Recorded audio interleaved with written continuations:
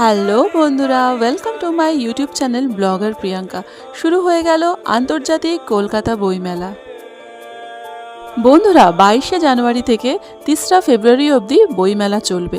আর এই বইমেলার সমস্ত আপডেট তোমরা পেয়ে যাবে আমার এই চ্যানেলে। তো বন্ধুরা, চ্যানেলটা সাবস্ক্রাইব করে রেখো।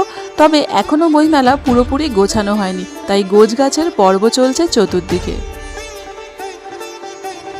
তোমরা কি জানো বন্ধুরা, এবছর কিন্তু 49তম আন্তর্জাতিক বইমেলা চলছে। আর এবছরের মূল কান্ট্রি থিম হলো আর্জেন্টিনা। তো বন্ধুরা, এখানে ঘুরতে ঘুরতে যখন পারুল প্রকাশনীর কাছে আসলাম, তখন একটা নতুন তথ্য জানলাম।